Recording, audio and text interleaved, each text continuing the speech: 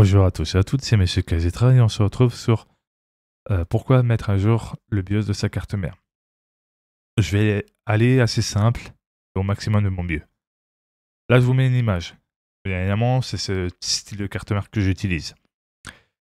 Pour vous, si vous avez des cartes mères récentes, avec les processeurs récents, il faut prendre en compte que mettre à jour le BIOS permet d'avoir une meilleure coordination avec vos restes de composants, parce que si vous ne mettez pas à jour, il peut y avoir des petits problèmes de coordination et ça peut provoquer des petits soucis en jeu, ou bien évidemment lorsque vous streamez, ou peut-être un moment où vous attendez le moins pendant que vous faisiez un montage. Donc ça peut être supposé à des risques à ne pas mettre à jour le BIOS.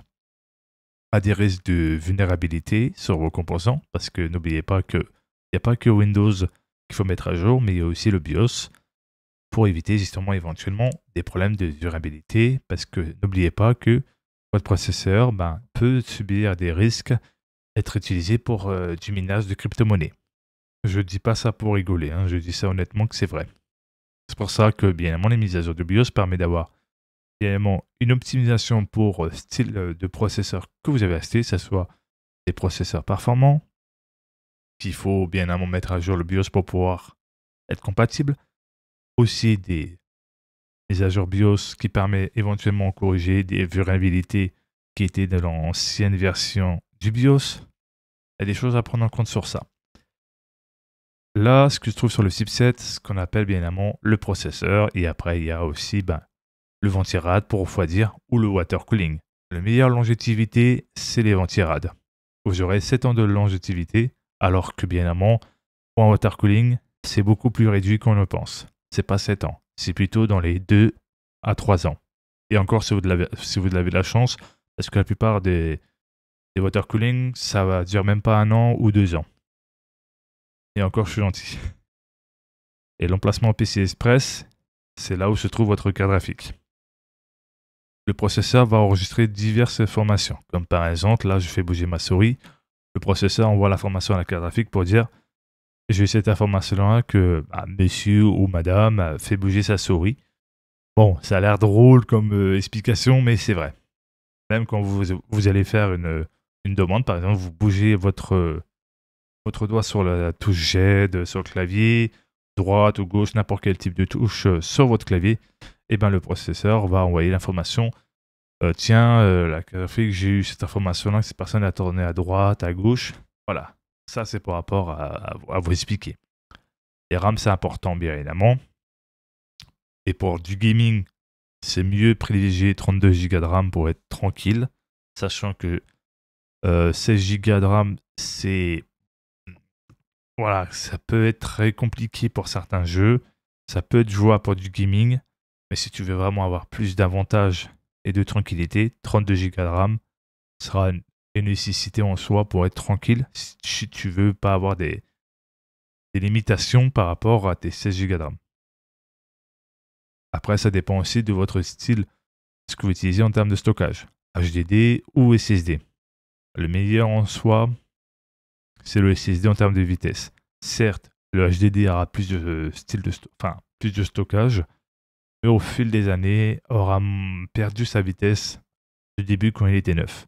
C'est-à-dire, en gros, au lieu d'aller vite pour relancer, par exemple, si vous avez mis ce fameux Windows sur un HDD, vous allez voir qu'il va prendre des plombes, au moins 1 minute 30, alors qu'un SSD, ça prend entre 13 à 15 secondes pour démarrer votre Windows ou votre jeu. Si vous avez mis un SSD plus pour les jeux, tout simplement. N'oubliez pas qu'il faut taper bien évidemment la référence de votre carte mère, aller dans support, logiquement c'est comme ça que ça s'appelle, et là vous aurez bien évidemment le driver OS, c'est là où vous trouvez bien évidemment le choix entre Windows 11 ou Windows 10, généralement Windows 11. Voilà.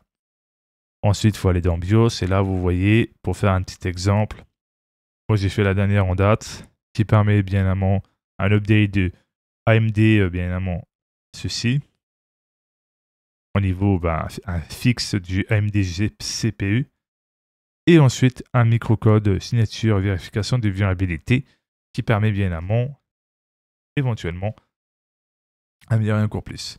Par exemple, selon la mise à jour du BIOS, vous avez bien évidemment des corrections de vulnérabilité, comme par exemple là, je vais vous donner un exemple, par exemple ceci-là, ou éventuellement dans certains, si vous avez que 3 mises à jour BIOS parce que voilà, vous avez une carte mère récente, vous aurez généralement ceci, Optimized Performance for, voilà, avec la gamme du processeur que vous avez pris. Donc en mettant un jour de BIOS, vous pourrez avoir une optimisation pour le style de processeur que vous avez pris pour pas avoir des problèmes d'incompatibilité. Très important. Mais surtout aussi, ça permet d'avoir une protection contre la vulnérabilité de vos composants.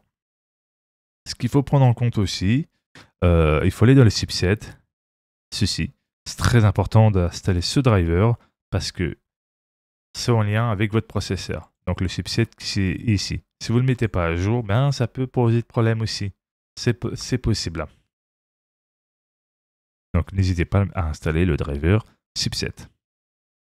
Je ne dis pas ça pour vous moquer de vous ou vous faire un moral, non, c'est juste pour vous prévenir, très important de mettre à jour le BIOS de votre carte mère. Faites-le vraiment dans des conditions où vous aurez moins de risques d'avoir des coupures d'électricité liées à l'orage ou d'éventuelles réparations. Faites ça à des moments où vous pouvez être tranquille et pouvoir le faire pépose. Bien évidemment, avoir une clé USB, de préférence 16 Go, formaté en FAT32. Et ensuite, bien évidemment, vous faites le reste, décompressez le fichier et vous prenez que le fichier où il y a bien évidemment la version du BIOS et vous mettez dans votre clé. Si vous avez des doutes, il y a plein de tutos bien évidemment comment mettre à jour le BIOS de sa carte mère, avec aussi pour ceux qui veulent régler la courbe de leur ventilateur, il y a plein de tutos qui peuvent vous aider selon le type bien évidemment d'optimisation que vous recherchez. Et très important aussi, mettre à jour votre carte graphique bien évidemment aussi, si vous voulez vraiment avoir une meilleure stabilité et éviter des soucis en jeu. Lorsque vous êtes sur Windows, bien évidemment, vous cherchez sur Internet la carte graphique que vous utilisez et sur le site NVIDIA pour trouver justement la bonne version. Et n'hésitez pas aussi à utiliser Dudu, qui est un logiciel qui permet de désinstaller les anciens drivers pour que vous puissiez installer les nouveaux drivers NVIDIA. Et bien évidemment, à mettre bien évidemment en compte que pour pouvoir désinstaller les anciens drivers, il faudra être en mode sans échec en session pour pouvoir le faire. Vous aurez bien évidemment des tutos sur YouTube.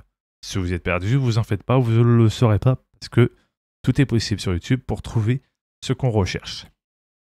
Voilà. Si ça vous a plu, ce petit voilà, conseil, on va dire en soi, de penser bien à mettre à jour le BIOS, permet d'avoir une meilleure sécurité. Ne stressez pas lorsque vous voyez 3 fois le redémarrage une fois que vous avez lancé la mise à jour BIOS. C'est normal, c'est fait comme ça. Et une fois que les 3 redémarrages sont faits, ça va vous ramener sur bien évidemment l'interface du BIOS.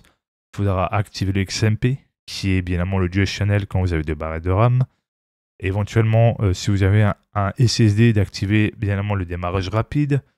Régler la courbe de de vos ventilateurs dans votre boîtier si besoin, si vous connaissez votre courbe de ventilateur, si vous faites des trucs vraiment assez élevés, enfin plein de choses à prendre en compte.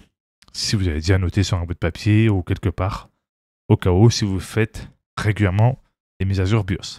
Si ça vous a plu, n'oubliez pas de vous abonner, de mettre un pouce bleu, d'activer la cloche de notification et de partager. C'était Monsieur Kazetra et on se dit à la prochaine pour les prochaines aventures. Ciao, bye bye.